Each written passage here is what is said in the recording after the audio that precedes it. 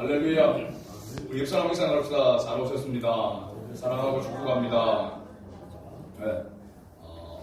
오늘 계속해서 우리가 출애굽기 말씀 가운데 또 명절이라 오늘 이 말씀이 어떻게 딱 맞는 것 같습니다. 그래서 하나님의 모든 말씀이라고 하는 그런 제목으로 함께 은혜를 나누고자 합니다. 하나님께서는 믿음의 조상 아브라함을 택하고 부르셨습니다. 그리고 난 다음에 하나님께서 그에게 네 씨를 통하여서 네 민족을 이룰 것이다 라고 이렇게 약속했습니다. 그러나 하나님께서 그 약속이 쉽게 이루어지지 않았습니다. 아브라함에게 하나님께서 말씀하신 그 이후에 보면은 25년이 지난 후에 하나님께서 그 아브라함이 100세가 되었을 때에 아들을 얻게 되었습니다. 독자 바로 이삭을 얻게 되어집니다. 정말로 얼마나 귀한 아들이었겠습니까? 그 가운데서도 그 약속을 참지 못하고 중간에 다른 여인을 취하여서 아들을 낳아 이스마엘이라고 하는 아들이 나왔지만 하나님은 사라를 통하여서 아브라함의 그 씨를 통하여서 민족을 이루겠다라고 하는 그 언약의 말씀대로 하나님은 때가 되었음에 아브라함에게 아들을 주었습니다. 그런데 그 독자 이삭을 하나님은 어느 날 모리아 산에 데리고 가서 번제로 하나님 앞에 제물로 드리라 라고 그렇게 명령했습니다. 하나님의 이 명령을 받은 아브라함은 얼마나 기가 막혔겠습니까? 그러나 우리가 가정을 잘 알듯이 아브라함과 하나님과의 관계가 어느 정도 정립되어져 있는 그 상태였기 때문에 아브라함은 하나님의 이 명령을 받고 나서도 조금도 지체하거나 조금도 고민하거나 조금도 번민하지 아니하고 바로 그 다음날 일찍 일어나서 집을 챙겨서 이삭을 데리고 모리아산으로 출발하였던 것을 우리가 봅니다. 그리고 이삭을 결박하여서 마지막 그 칼로 이삭을 내리치려고 하는 그 순간까지도 아브라함은 전혀 하나님께 대하여 의심하지 않았다는 사실입니다. 그때에 하나님께서 아브라함아 급하게 오히려 하나님께서 다급히 아브라함을 부르셨습니다. 창세기 22장 11절에서 13절에 보면 이렇게 말씀하고 있습니다. 여호와의 사자가 하늘에서부터 그를 불러 이르시되 아브라함아 아브라함아 하시는지라. 아브라함이 이르되 내가 여기 있나이다 하매 사자가 이르시되 그 아이에게 손을 대지 말라. 그에게 아무 일도 하지 말라. 네가 네 아들 네 독자까지 내게 아끼지 아니하였으니 내가 이제야 네가 하나님을 경외하는 줄을 아노라. 아브라함이 눈을 들어 살펴본 적 한 순양이 뒤에 있는데 뿔이 숯불에 걸려 있는지라. 아브라함이 가서 그 순양을 가져다가 아들을 대신하여 이삭을 대신하여 번제로 하나님 앞에 드렸더라 라고 이렇게 기록하고 있습니다. 이 사건을 경험한 아브라함이 바로 그 땅 이름을 뭐라고 불렀을까요? 여호와 이레입니다. 여호와 이레. 여호와 이레. 알면서도 대답 안 하는 거죠? 여호와 이레라고 하였으므로 오늘까지 사람들이 이르기를 여호와의 산에서 준비되리라 라고 이렇게 바로 14절에 그렇게 기록하고 있는 것을 봅니다.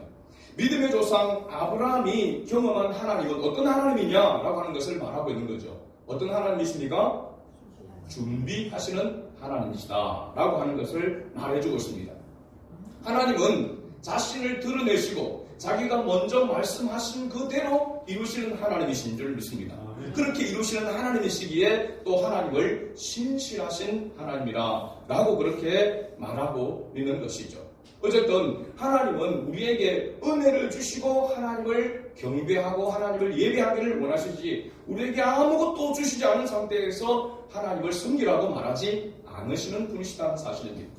모든 것에서 모든 부분에서 하나님이 우리에게 뭔가를 요구하신다 한다면 하나님은 반드시 우리에게 먼저 주시는 분이시다 라고 하는 것을 알 수 있습니다. 준비하시는 하나님 여호와 이레의 하나님이시다라고 하는 것을 말해주고 있는 것이죠. 지난주일에 우리는 이스라엘 자손들에게 여호와 하나님께서 시내산에 강림하셨습니다. 아주 놀라운 그런 사건이죠. 그동안에는 모세에게만 잠시 나타났던 그 하나님께서 이스라엘 백성들이 다 볼 수 있는 이스라엘 자손들의 목전에 시내산에서 하나님께서 강림하셨습니다. 그 강림하신 것은 곧 뭘 말하고 있느냐 하면 하나님 자신이 거기에 임하셨다는 사실입니다. 무엇으로 임하였습니까? 그 빽빽한 그런 가운데서 진동도 일어나고 그 우레도 번개도 치는 그런 모습으로 임하였지만 그것이 하나님이 아니라 거기에 임한 강림한 하나님은 어떤 하나님이냐라고 할 때에 말씀하시는 하나님이다. 하나님의 말씀이 임하였다라고 하는 것을 말해주고 있습니다. 하나님은 하나님의 택한 백성이 하나님의 백성으로 세워지도록 하기 위해서 하나님은 그들을 이끌어내시고 그리고 그들이 어떻게 살아야 될지에 대한 지침, 바로 말씀을 하나님께서 주셨다라고 하는 사실입니다. 그리고 우리가 지난주에 살펴봤지만 이 하나님의 말씀이 이스라엘 자손들에게 임하기 전에 하나님은 먼저 이스라엘 백성들을 뭐하게 하셨습니까? 준비하게 하셨습니다. 뭘 준비하셨죠? 성결하게 하셨다라고 하는 것을 우리가 살펴보았습니다. 특별히 그들이 성결하게 하라라고 이렇게 이야기할 때 이스라엘 자손들은 무엇을 빨았습니까? 자기 옷을 빨았다라고 이렇게 이야기하고 있습니다. 그래서 하나님의 말씀을 받기 전에 자기 옷을 빨았다라고 하는 것은 몸과 마음을 같이 준비했다라고 하는 사실입니다. 할렐루야. 우리가 하나님 앞에 주일날 이 자리에 모여서 하나님을 예배할 때에 우리가 하나님 앞에 찬송을 드리고 예물을 드리고 기도를 올려드리고 하는 가운데에서 유일하게 하나님께로부터 받는 것이 무엇입니까? 말씀인 줄로 믿습니다. 할렐루야. 말씀을 받기 위해서 여러분 이 자리에 나온 것입니다. 그러면 이스라엘 자손들과 마찬가지로 우리도 하나님의 말씀을 받을 때 어떻게 받아야 됩니까? 준비해야 한다는 것을 알 수가 있습니다. 성결해야 한다라고 하는 것을 알 수가 있습니다. 하나님의 말씀을 받을 준비가 필요하다. 바로 그것을 우리가 지난주에 말씀을 통해서 살펴보았습니다. 이스라엘 백성들 하여금 안과 밖으로 준비하게 하시는 그 하나님, 바로 오늘 우리에게도 동일하게 요구하시는 하나님의 모습인 줄로 믿습니다. 그래서 말씀을 받을 준비, 그런 태도와 자세가 필요하다라고 하는 것을 우리가 지난주 말씀을 통해서 깨닫게 되는 것이죠. 그리고 여호와의 강림하신 그 날이 중요하다고 했습니다. 이스라엘 백성들이 애굽에서 출애굽한 지 며칠째가 되는 날이었습니까? 50일째가 되는 날이었습니다. 오순절이죠.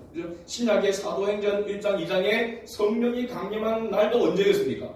오순절 날이었습니다. 그래서 하나님은 아무 때나 아무렇게나 나타나시는 하나님이 아니라 하나님은 항상 하나님의 정한 때에 하나님의 약속한 그때에 하나님께서 임재하시고 역사하신다라고 하는 것을 우리에게 보여주고 있는 것입니다. 바로 그 오순절에 시내산에 여호와께서 강림하신 그 모습 가운데서 모든 말씀이 오늘 우리가 20장 1절에 보니까 하나님이 이 모든 말씀으로 말씀하여 이르시되라고 1절에 말씀하고 있습니다. 그러니까 여호와 하나님께서 시내산에 이스라엘 백성들을 목전에 강림하신 것은 그들에게 말씀하기 위한 것인데 그 말씀이 바로 무엇이라는 겁니까? 바로 오늘 출애굽기 20장에 바로 이 말씀이라고 하는 것입니다. 출애굽기 20장에서 말씀하고 있는 이 모든 말씀을 바로 시내산에 강림하셔서 모세에게, 이스라엘 백성에게 하나님께서 하신 말씀입니다. 그래서 우리가 이 출애굽기 20장을 무슨 장이라고 이야기합니까? 십계명장이라고 이야기합니다. 십계명이 나오게 되죠. 이 십계명장인데 기독교 강요를 썼던 요한 칼빈은 바로 이 출애굽기 20장 2절 말씀을 십계명의 서문이라고 그렇게 말했습니다. 2절 말씀을 다시 한번 읽어볼까요? 나는 너를 애굽 땅 종되었던 집에서 인도하여 낸 네 하나님 여호와니라. 아멘. 10가지 계명을 하나님께서 말씀하시기 전에 이 말씀을 먼저 모세, 이스라엘 백성들에게 하나님께서 하시는 것을 봅니다.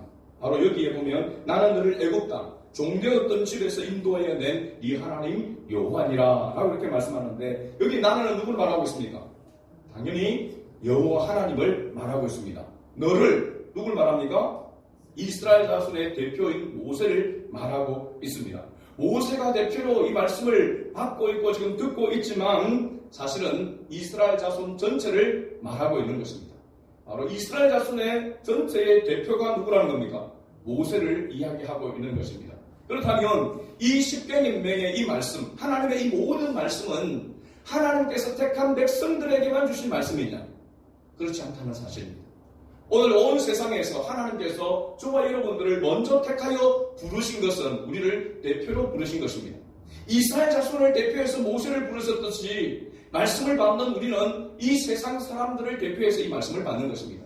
그러니까 하나님의 모든 말씀은 택한 하나님의 자녀에게만 주신 말씀이 아니라 이 세상 모든 사람에게 주신 말씀이라고 하는 사실입니다.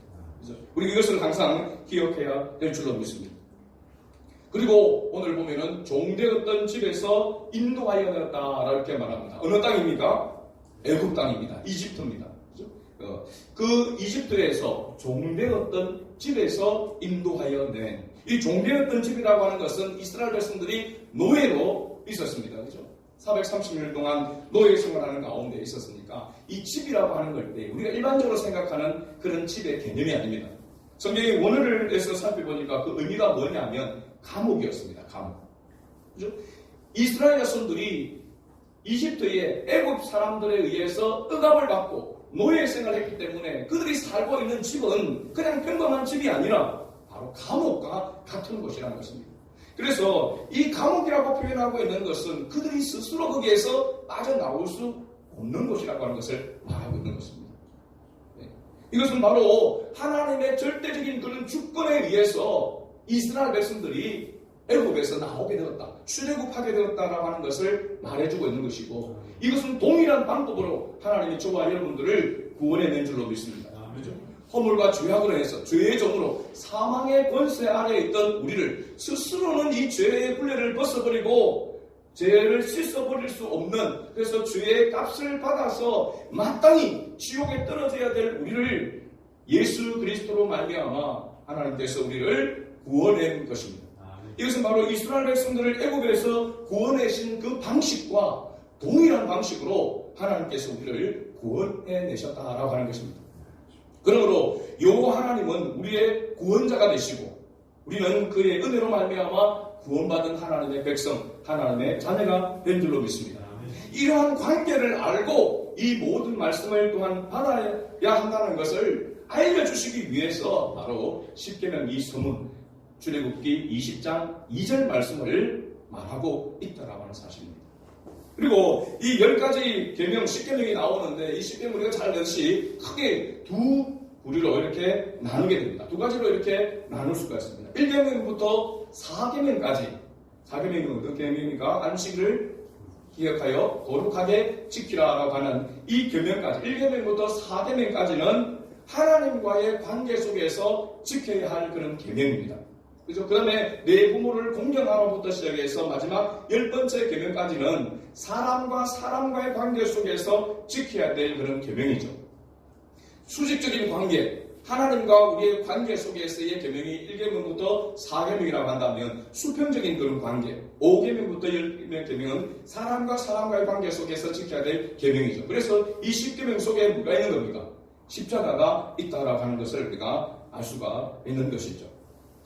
그리고 이 계명의 본질이 뭐냐는 겁니다. 10계명의 본질이 뭘까요? 사랑입니다. 사랑. 우리가 그렇지. 사도 바울은 로마서 13장 10절에 이렇게 기록하고 있습니다. 한번 따라합시다. 사랑은 이웃에게 악을 행하지 아니하나니 그러므로 사랑은 율법의 완성입니다. 할렐루야. 사랑은 무엇의 완성이라고요? 율법의 완성입니다. 다시 말하면 이 10계명을 비롯한 모든 율법의 계명의 본질이 뭐라고 하는 겁니까?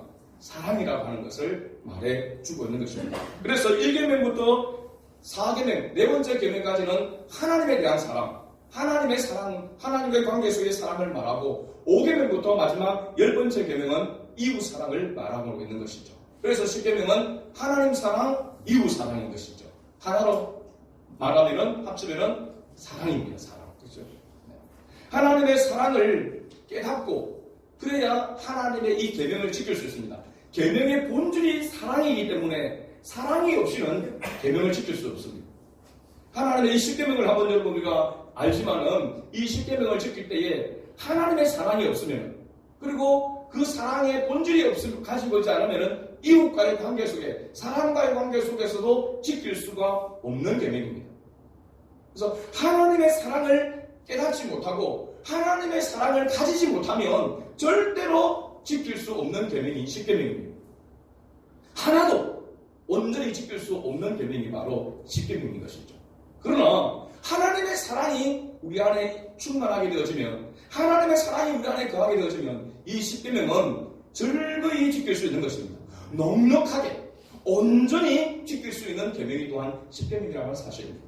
그래서 우리가 이 십계명을 살펴볼 때에 하나님의 사랑이 우리에게 부음받아지게 될 때에 이 십계명은 정말로 감사함으로 하나님께서 우리를 사랑하여서 주신 계명이라고 하는 것을 깨닫게 되어지지만, 하나님의 사랑을 깨닫지 못하고 이 사랑이 없으면 이 십계명은 바로 우리를 억압하는 것 같이, 우리를 마치 굴레 속에 몰아넣는 것 같은, 침을 집어넣는 것 같은 그러한 모습으로 우리에게 다가오게 된다라고 하는 사실입니다. 그래서 우리가 십계명 이 전체를 살펴보기 전에 하나님과 나와 어떤 관계 속에 있는지가 굉장히 중요한 겁니다. 이스라엘 백성들이 이 10가지의 십계명을 받기 전에 하나님과 이스라엘 백성들의 관계가 어떤 관계인지에 대해서 바로 하나님께서는 2절에 그 서문에 기록하고 있다라고 하는 사실입니다. 어떤 관계에 있는 겁니까? 하나님과 우리의 관계가 어떤 관계에 있는 것입니까? 하나님은 우리의 구원자가 되어지고 우리는 하나님의 은혜로 말미암아 그 사랑으로 말미암아 구원받은 하나님의 백성의 관계가 이루어졌다는 사실입니다. 그러니까 하나님과 우리가 죄로 말미암아 멀어져 있던 우리가 하나님께서 우리로 하여금 언약을 맺어줘서 우리로 하여금 하나님과 하나됨을 이루도록 하나님께서 하신 것이죠. 이 은혜를 깨닫는 자가 바로 이 하나님의 말씀을 받을 수가 있는 것이고 또 이 말씀을 지킬 수가 있다라고 하는 것을 말해주고 있는 것입니다. 그래서 오늘은 특별히 우리 고유의 명절인 설 명절 가운데 있기 때문에 1절과 2절 말씀을 간단하게 살펴보려고 합니다. 1계명을 우리 같이 한번 읽어보겠습니다. 3절 말씀이죠. 같이 읽어봅니다. 너는 나 외에는 다른 신들을 내게 두지 말라. 자, 여기 나 외에라고 하는 것은 누구 외를 말하고 있는 겁니까? 하나님 외에라고 이렇게 말합니다. 70인역의 번역본에 보니까 나를 제외하고는 하나님을 제외하고는 이라고 하는 뜻입니다. 그리고 벌게이트 역에서 보니까 내 앞에 다른 것을 두지 말라는 것이죠. 다른 신들을 두지 말라는 겁니다. 내 앞에라고 하는 것은 헬라어로 코람데오입니다. 코람데오. 많이 들어봤죠? 그죠? 코람데오. 하나님 앞에서, 하나님의 불꽃 같은 눈동자 앞에서 내 신전 의식을 말하고 있는 것입니다. 그래서 내 앞에 다른 신들을 두지 말라. 그래서 여기에 다른 신들이라고 하는 이 부분에 많은 오해가 있습니다. 그러면 하나님 외에도 다른 신들이 있다는 것이냐라고 이렇게 생각할 수 있는 것이죠. 그래서 번역을 정확하게 이렇게 보게 되어지면 여기 다른이라고 하는 것은 어떤 하나님 외에 또 다른 신들이 있다라고 하는 것이 아니라 그 다른이라고 하는 것은 이상한 그리고 헛된이라고 하는 뜻이 담겨져 있습니다. 그러니까 이 말은 그냥 사람들이 일컬어서 말하는 신을 말하고 있는 겁니다. 사람들이 일컬어서 사람들이 만들어내는 신을 이야기하고 있는 것이죠. 그죠? 그것을 다른 신이라고 표현을 하는데 그것은 어떤 것이란 말입니까? 이상한 것이다. 헛된 것이다. 라고 하는 것을 말하고 있는 것이죠. 그러니까 이 첫 번째 계명은 여호와 하나님만이 참신이라고 하는 것과 또 하나님의 그 유일성, 하나님만이 유일한 참신이라고 하는 것을 선포하는 계명이 바로 1계명입니다. 굉장히 중요합니다. 이 1계명이 우리가 용납되어지지 아니하고 인정되어지지 아니하고 받아들이지 않으면 두 번째, 세 번째 계명은 필요가 없습니다. 가장 중요한 것이 바로 그래서 첫 번째, 가장 중요하니까 첫 번째 나오겠죠. 그죠? 바로 이 첫 번째 계명이 중요한 겁니다. 세상의 만물의 창조주이신 하나님, 여호와 하나님, 그분을 믿는 신앙이 전제되어야 다른 계명도 의미가 있기 때문이라는 사실입니다. 그 다음에 두 번째 계명을 읽어봅니다. 두 번째 계명은 우리가 4절에 보게 되어지면 어디까지가 두 번째 계명이냐 하면 4절을 쭉 읽어 나가면 5절까지 해서 5절 둘째 주 섬기지 말라까지가 전문입니다. 같이 읽어봅니다. 너를 위하여 새긴 우상을 만들지 말고 또 위로 하늘에 있는 것이나 아래로 땅에 있는 것이나 땅 아래 물속에 있는 것에 어떤 형상도 만들지 말며 그것들에게 절하지 말며 그것들을 섬기지 말라. 이것이 두 번째 계명임을 알 수가 있습니다. 사실 1계명의 이유에 대하여 2계명 속에 이것이 설명되어져 있다라고 하는 것도 발견할 수 있습니다.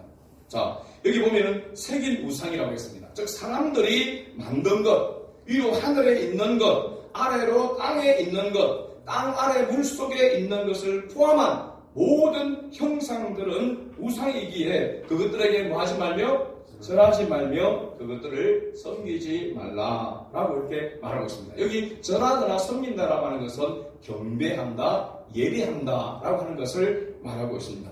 자, 그러면 우리가 오해할 수 있습니다. 초등학교나 우리 뭐 유치원에도 마찬가지지만 아이들이 글귀나 어떤 그런 것을 가지고 뭘 만들게 되잖아요, 그죠? 형상을 만들게 됩니다. 뭘 만드는 조각하기도 하고 만들기도 하잖아요. 그러면 이 계명을 우리가 보면은 만들어야 됩니까? 만들지 말아야 됩니까? 이런 숙제가 나온다. 방학 축제로 뭘 만들어 오라고 한다면은 그러면은 어떤 형상이든지 만들지 말라고 했습니다. 그러면 숙제 거부, 신앙으로. 그러면 결과가 어떻게 나올까요? 하나님이 시끄럽게 살아계시기 때문에 그 믿음을 보시고 숙제를 안 해가도 하나님이 100점을 주시는데 안 해가면 빵점을 받게 됩니다. 여기 우리가 알아야 될 것은 중요한 게 조건이 뭐냐면 우리가 마치 이런 것을 전혀 만들어서는 안 된다라고 이렇게 말하고 있는 것이지만 이 부분에 가면 절하거나 섬기지 말라는 것입니다. 그것은 형상을 만들지 말라는 것이 아니라 그 형상에 뭐 하지 말라? 절하거나 섬기지 말라. 경배하지 말라는 것입니다. 그러니까 우리가 뭐 만들기 할 때 만들고 조각할 때 조각을 하나 만드는 것은 예술작품, 조각작품에 대해서 그것을 하지 말라고 하는 의미가 아니라 그것을 만들어서 무엇을 만드는지 그것을 만들어서 그것에 절하거나 경배하지 말라는 것입니다. 그것은 합당하지 않다라고 하는 것입니다. 경배하기 위해서, 섬기기 위해서 만드는 것은 합당하지 않다라고 하는 것을 말해주고 있는 것입니다. 그렇죠? 이것을 우리가 오해가 없기를 바라고 하나님은 어떤 형상을 만들어서 그것을 섬기기 위해서, 절하기 위해서 하는 것은 우상 숭배라고 이렇게 말하고 있습니다. 자, 이렇게 하지 말라고 명령하시는 이유가 크게 두 가지 이유 때문이라고 하는 것을 본문에서 이야기하고 있습니다. 첫째는 바로 뭐냐면 하나님 여호와는 어떤 하나님이라고 말합니까? 질투하는 하나님이시기 때문이다 라고 이렇게 말하고 있습니다. 질투하는 하나님. 여기 질투라고 할 때에 우리가 사람들이 생각하는 시기 질투를 말하고 있느냐? 의미상으로는 약간 그런 부분이 뉘앙스는 있지만 여기 질투는 자기 백성들이 하나님 외에 다른 대상을 하나님보다도 더 사랑하거나 혹은 그에게 헌신하는 것을 하나님께서는 절대 원하지 아니한다라고 하는 것을 강조하고 있는 이 신학적인 표현으로 하자면 신인, 동형, 동성론 표현이다 라고 이렇게 이야기합니다. 굉장히 어렵죠, 그죠? 쉽게 이야기하면 어떤 모습이냐면 하나님은 영이시기 때문에 우리 눈에 보이지 않습니다. 그래서 하나님은 우리의 인간의 형상을 통하여서 하나님 자신이 어떤 모습이다라고 하는 것을 계시할 때에 사람의 모습 속에서 계시하는 경우가 많습니다. 하나님은 위대하시고 강하신 분입니다. 그래서 하나님이 강하시다라고 할 때에 하나님의 오른손이 너를 붙들리라. 하나님 오른손이 있습니까? 없습니까? 하나님의 오른손이 있어야 되고 왼손이 되고 저 사이비 이단 것처럼 하나님 아버지가 있으니까 하나님 어머니도 있어야 된다. 그렇게 주장하는 것과 같은 그런 모습입니다. 하나님의 오른손이라고 하는 것은 하나님의 오른손이 있다는 게 아니고 어떤 표현입니까? 하나님이 강하시다는 겁니다. 보편적으로는 왼손잡이는 왼손이 더 강하겠지만 보편적인 사람은 오른손 왼손이 있을 때 오른손이 더 힘이 세기 때문에 오른손을 표현할 때에 강함을, 셈을 이야기를 하고 있는 것입니다. 바로 이러한 표현을 하나님께서 하고 있다. 질투하는 하나님이라고 표현할 때에 마치 사람이 질투하는 것처럼 그런 모습처럼 하나님은 절대로 하나님께서 하나님 외에 다른 것을 섬기는 것, 하나님 외에 다른 것을 경배하는 것을 하나님은 원하지 않는다는 것입니다. 원하지 않을 뿐만 아니라 미워하신다고 했습니다. 미워하신다. 그렇죠? 네. 미워하신다고 이야기를 하고 있습니다. 그래서 보면은 이 질투하시는 하나님이라고 하는 것을 다른 표현으로 우리가 역설적인 어떤 표현으로 이렇게 한다면 하나님은 그만큼 하나님의 택한 백성을 뭐 한다는 겁니까? 사랑한다는 겁니다. 사랑하다 뜨겁게 사랑한다는 것입니다. 그 뜨겁게 사랑한다라고 하는 그 표현이 성경의 말로 빌리자면 어떤 표현입니까? 사랑하되 끝까지 사랑하신다는 사실입니다. 하나님은 하나님의 택한 백성을 사랑하시되 끝까지 사랑하신다. 영원토록 사랑하시는 분이다. 그러니까 그 사랑이 얼마나 크고 놀라운가라고 하는 것을 보여주고 있습니다. 그런 하나님의 사랑을 입은 하나님의 백성이 하나님 외에 다른 것을 섬긴다라고 하는 것을 하나님은 절대로 용납할 수 없다라고 하는 사실입니다. 그렇죠? 그것이 또한 죄라고 하는 것을 하나님 분명히 말하고 있습니다. 그래서 두 번째로 보면 하나님 외에 다른 것을 경배하지 말라는 이유는 하나님은 하나님 외에 다른 것을 경배하는 것을 하나님께서 가장 싫어하는 죄이기 때문에 그렇단 말입니다. 그렇죠? 하나님이 죄를 다 싫어하죠. 모든 죄는 하나님이 싫어하시지만 그 죄들 가운데 가장 하나님이 싫어하는 죄가 무슨 죄냐? 우상 숭배의 죄입니다. 하나님 외에 다른 것을 섬기는 것을 말하고 있습니다. 이 죄에 대해서 하나님은 반드시 뭐 하시겠다고 말하고 있습니까? 벌을 주시겠다, 심판하시겠다라고 말씀해 주고 있습니다. 5절 중반 부분에 보면 나를 미워하는 죄를 갚되 반드시 심판하겠다는 겁니다. 갚겠다는 겁니다. 아버지로부터 아들에게로 3, 4대까지 이렇게 하더니와 3, 4대 그럼 죄가 우리가 지은 죄가 3, 4대 우리의 후손들에게 자손들에게까지 이르고 나서 끝나는 거였냐? 그런 의미가 아닙니다. 뒤에 6절에 보면은 나를 사랑하고 나의 계명을 지키는 자에게는 은혜를 언제까지 베푼다고 했습니까? 1000대까지. 그럼 1000대까지만 베푸느냐? 네. 어떤 의미일까요? 서로 비교하고 있는 그런 모습을 봅니다. 숫자의 문제가 아니라 하나님의 사랑이 얼마나 큰가라고 하는 것에 대한 비교를 이야기하고 있습니다. 하나님을 심판하시는 하나님, 죄를 벌하시는 하나님이시지만 그 죄에 대해서는 3, 4대까지 라고 이렇게 표현하고 있습니다. 길다는 말입니까? 짧다는 말입니까? 짧다는 의미도 있겠지만 그 죄가 어떻게 보면 영향을 미친다라고 하는 것도 있습니다. 그러면은 죄를 지으면 3, 4대까지 하고 끝난다 이런 의미가 아니라 하나님은 그만큼 죄를 심판하고 벌하시되 하나님의 택한 자녀에게는 그 죄를 계속해서 벌하고 싶으신 그런 마음이 그런 본질을 가지고 있는 분이 아니다라고 하는 사실입니다. 은혜를 베풀 때는 1000대까지란 말은 언제까지입니까? 그야말로 우리가 하늘 땅만큼이라고 표현하는 것과 같은 겁니다. 영원하다라고 하는 것입니다. 계속 된다라고 하는 것을 말해주고 있는 것입니다.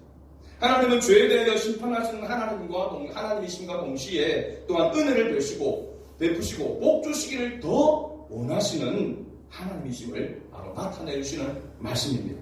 그래서 이것은 십계명 말씀 자체가 하나님의 자녀들에게 어떤 굴레를 씌우거나 더 억압하기 위해서 주신 것이 아니라 하나님의 사랑을 나타내 주시기 위한 바로 목적임을 우리는 기억해야 될 줄로 믿습니다. 자, 앞에서 우리가 그랬습니다.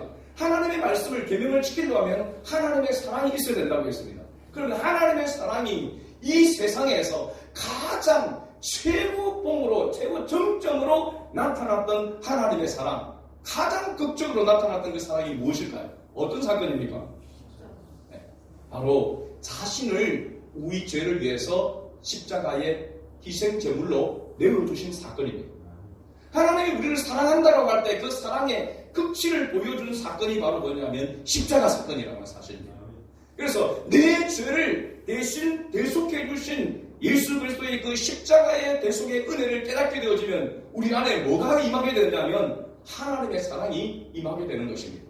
그러면 하나님의 사랑이 임하게 되어지면 나타나는 모습이 뭘까요? 하나님을 사랑하게 되는 것이죠. 하나님을 사랑하게 되어지면 그 사랑의 표현의 첫 번째가 뭘까요? 예배라고 하는 사실입니다. 우리가 로마서 12장 1절 말씀을 보았죠. 그죠? 하나님께서 그 사랑을 입은 자는 하나님 앞에 자신을 산제물로 드릴지니라. 그죠? 영과 진리로 하나님을 예배하는 자로 드리라고 했습니다. 가장 먼저 하나님의 사랑이 임한 자에게 나타나는 모습이 뭐냐면 예배자로 나타난다는 사실입니다. 하나님의 사랑이 충만하면 하나님을 예배하고 싶은 마음이 일어나게 된다는 사실입니다. 여러분 그런 마음이 있습니까? 오늘 이 자리에 나온 사람은 그런 마음이 있어서 나온 줄로 믿습니다. 이 사랑이 식어지면 하나님의 말씀과 멀어져 있다고 하는 것과 같은 것입니다. 그래서 우리는 매일매일 매 순간순간 무엇을 바라봐야 됩니까? 예수 그리스도의 십자가를 바라봐야 되는 것입니다. 왜 교회의 지붕의 맨 위에 종탑에 십자가가 있습니까? 상징적으로 이 교회는 하나님의 사랑으로 세워진 곳이다.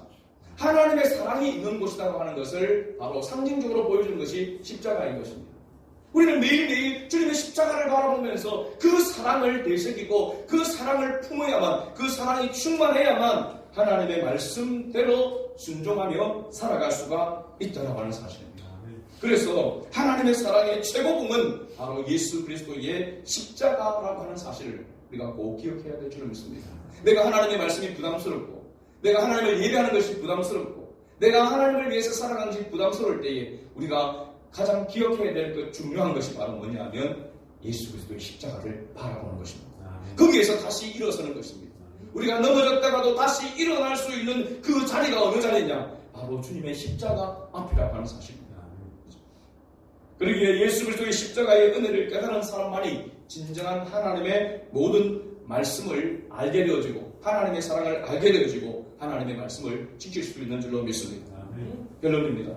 하나님의 사랑, 이웃 사랑이 하나님께서 우리에게 주신 말씀입니다. 하나님의 택한 백성에게 하나님께서 주신 말씀인 줄로 믿습니다.